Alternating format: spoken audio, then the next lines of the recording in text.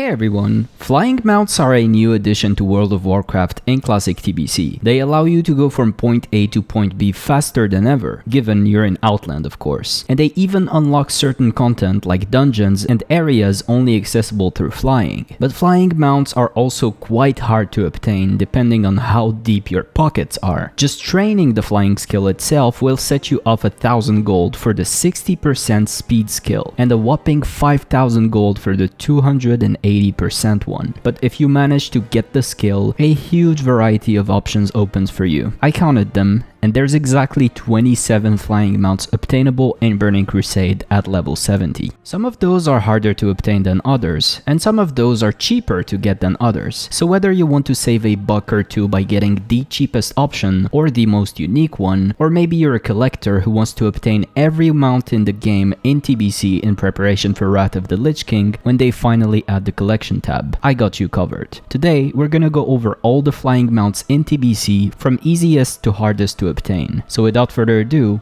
let's get into it.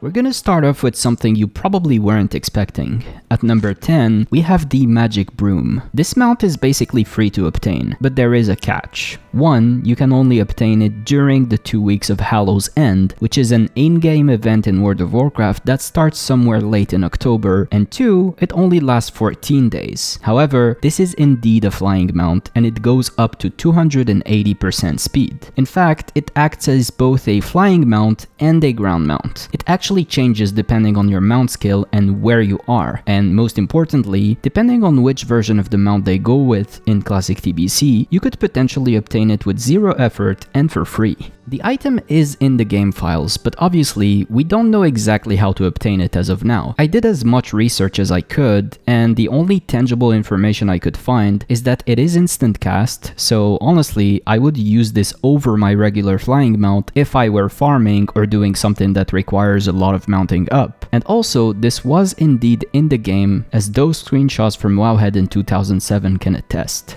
So we have yet to know the exact way on how to obtain these, but if you're someone who hasn't bought your 60% flying skill yet, and you want to save 100 gold while grinding your epic mount skill, and the Hallow's End event happens to be running, I would definitely consider getting this mount. That way you don't need to throw away 100 gold on a 60% blue mount that will become useless as soon as you get your epic mount. Number 9. Griffins and Wind Riders.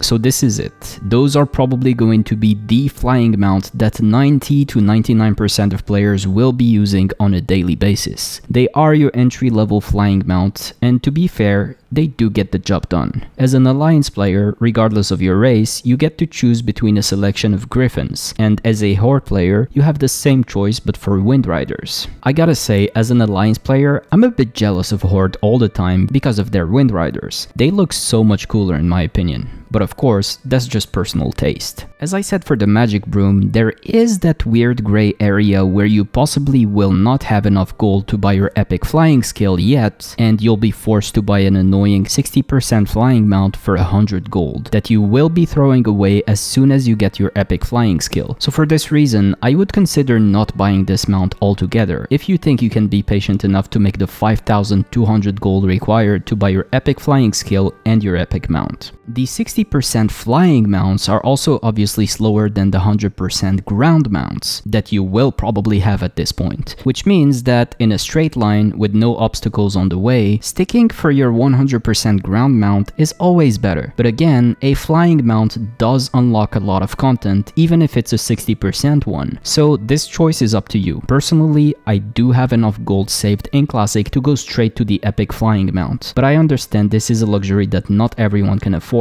But with that out of the way, let's move on.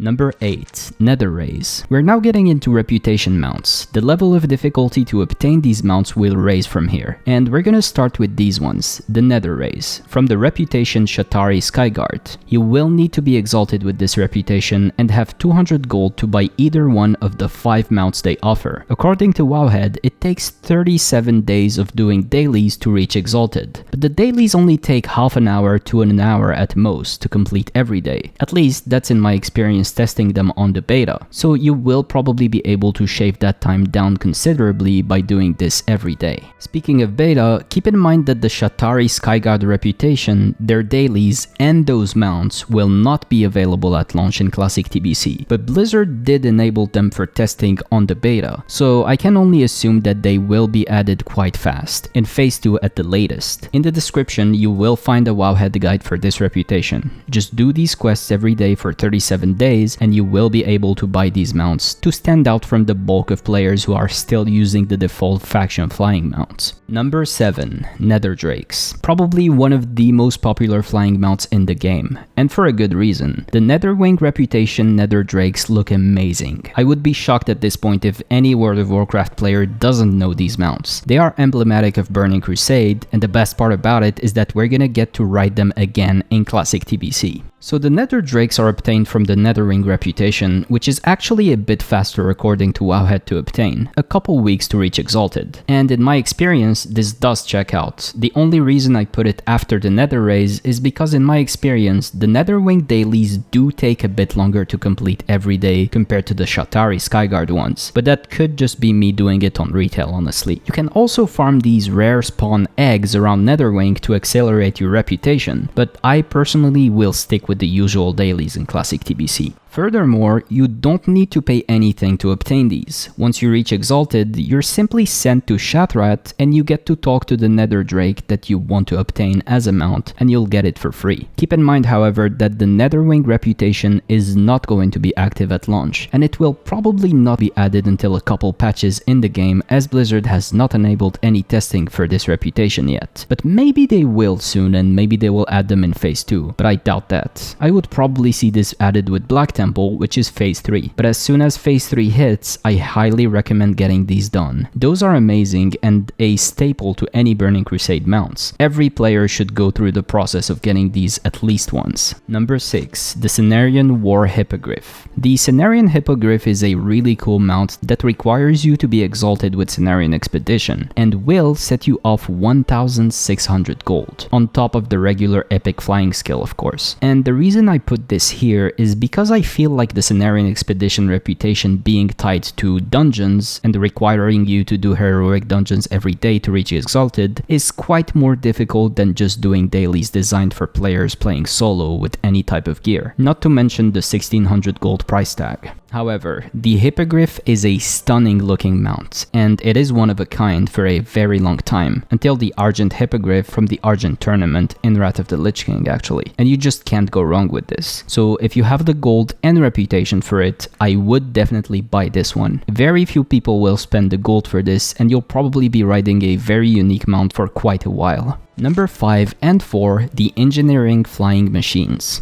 The Flying Machines, the first ever engineering mounts introduced to the game, and one of the best looking mounts period in TBC. This doesn't require anything other than having large pockets to get. Obviously, you need to be an engineer too to ride these, but the real test for these is the material cost. You could also just farm all of these, but that will take a very long time depending on how packed your server is, so you'll probably end up spending some gold to buy some of these materials. The 60% speed one isn't too bad to get, to be honest, requiring just base reagents like fel iron or adamantite, but obviously it only goes to 60%. The real reason you'll be making that one is to craft the epic 280 version, which requires a whopping 8 Corium power cores, which itself requires 3 Corium bar and 1 primal fire each to make, and 8 fel steel stabilizers, which require just a ton of fel iron and Eternium bars. I can't really put a price tag on this item as of now, as the game isn't even released yet, but I wouldn't be shocked if those went upwards of 2,000 gold on the auction house, maybe even more. So compared to the CENARION War Hippogryph and the previous mounts, I would definitely consider this harder to get if you're a regular player. But of course, if you do have the gold to spare, this will probably be easier than farming a rep to Exalted.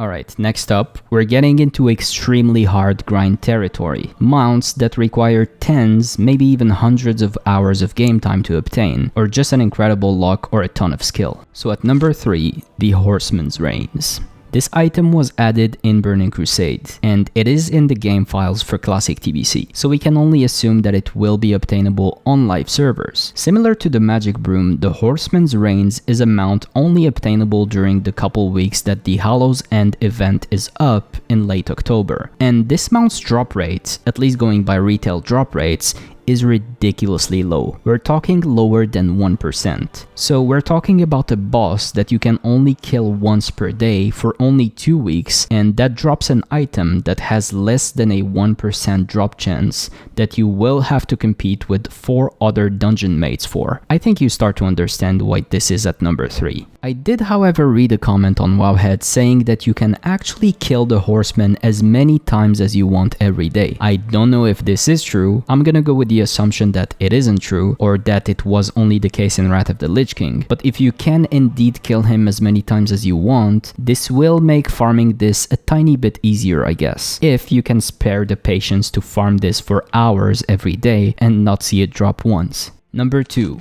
Gladiator Mounts. One of the very few items that are reserved to a very small number of players. Players who manage to reach the convoluted Gladiator rank in Arena. As a reminder, at the end of every Arena season, rewards are rolled out to players who spent enough time in the Arena. Depending on your team's rating in comparison to the rest of your region, and yes, you will be competing with the whole region as opposed to competing with your battle group, since battle groups are not going to be a thing according to Blizzard's own words during their own Q&A in BlizzCon. So, the Gladiator Mounts. To become a Gladiator, you need to be in the top 0.5% of teams in your whole region. And you can't just join a team which has a super high rating, as there's also going to be a personal rating system which requires you to have a personal rating close enough to your own team's rating to receive rewards. But yeah, what makes Gladiator Mounts so rare is the fact that they are completely unobtainable after every season ends. If you did not reach the 0.5% requirement, you're simply not gonna get it ever, and only the elite will be able to get one of those. Oh, and also,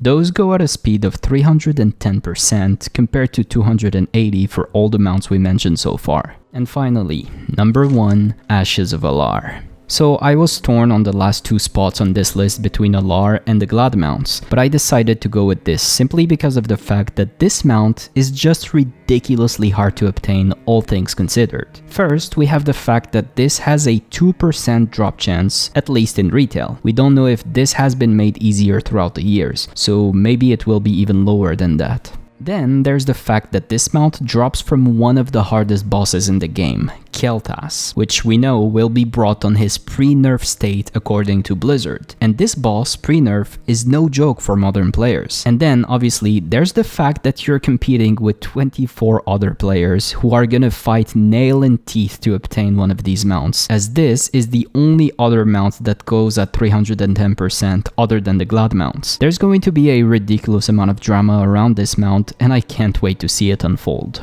Obviously, you may think that Gladiator mounts are harder to obtain than Ashes of Alar, and that might be true depending on how good or bad you are in PvP, but at least you're guaranteed to get the Glad mounts if you know you're really good at PvP. You have no guarantee to even see this mount drop even once in TBC, let alone obtain it. We've seen a sword going for more than 100k gold in Classic. I could easily see this going for gold cap and beyond in TBC, so that's why I put it here. Let me know if you guys think this deserves spot number 1 or spot number 2.